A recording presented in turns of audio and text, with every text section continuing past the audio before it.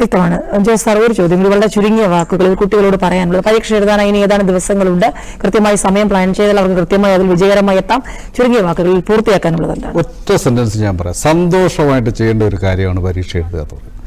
സന്തോഷം എന്തുകൊണ്ടാണ് വരേണ്ടതെന്ന് ചോദിച്ചു കഴിഞ്ഞാൽ ഇത് നമ്മുടെ ജീവിതത്തിലേക്കുള്ള മുന്നോട്ടുള്ള വഴിക്ക് ഈ പരീക്ഷ എഴുതേണ്ടത് ആവശ്യമാണ്. അതിൻ്റെ റിസൾട്ട് എന്തുമായാലും അത് നമ്മുടെ ജീവിതത്തിന് എവിടെയും ഒരു തടസ്സമാകുകയില്ല. അപ്പോൾ പിന്നെ എന്തിനാ ദുഃഖിക്കുന്നത് എന്നുള്ള ആ ഒരു നമുക്കിതിനെ എന്താ പറയുന്നത് വളരെയധികം ഇത് ചലഞ്ചായിട്ട് എടുക്കുക. ആ ചലഞ്ച് നമ്മൾ സന്തോഷത്തോടുകൂടി നേരിടുക.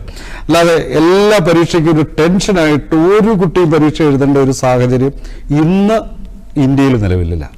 അത് നമുക്ക് കൃത്യമായി പറയാൻ കഴിയും. എന്തുകൊണ്ട് പറയാൻ കഴിയുമെന്ന് ചോദിച്ചു കഴിഞ്ഞാൽ ഒരു കുട്ടിയുടെയും സാറിപ്പോൾ പറഞ്ഞതുപോലെ റാങ്കിൻ്റെയോ മാർക്കിൻ്റെയോ ബേസിലല്ല ജീവിതത്തിൻ്റെ വിജയം തീരുമാനിക്കപ്പെടുന്നത്.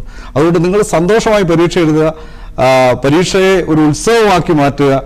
ഉത്സവത്തിൽ എങ്ങനെയാണ് പങ്കെടുക്കുക എന്ന് പറഞ്ഞു കഴിഞ്ഞാൽ ഉത്സവത്തിൽ ആനന്ദത്തോടു കൂടി പങ്കെടുക്കണം. അതേ ആനന്ദം, അതേ കാഴ്ചപ്പാട് പരീക്ഷകളിൽ ഉണ്ടാകട്ടെ. മുഴുവൻ പരീക്ഷ എഴുതുന്ന കുട്ടികൾക്കും സമകാലികത്തിന്റെ പേരിൽ, എൻ്റെ വ്യക്തിപരമായ പേരിൽ എല്ലാവിധമായ ഭാവുകങ്ങളും എല്ലാവിധമായ നന്മകളും നേരുന്നു. ഒരു കുട്ടിയും ജീവിതത്തിൽ പരാജയപ്പെടില്ല എന്ന ഉറപ്പ് ഒരു അധ്യാപകൻ എന്ന നിലയിൽ എനിക്കുണ്ട്. കാരണം ഞാൻ കുട്ടികൾ പരാജയപ്പെടുന്നത് ഇന്നുവരെയും ജീവിതത്തിൽ പരാജയപ്പെടുന്നത് കാണാനിട വന്നിട്ടില്ല.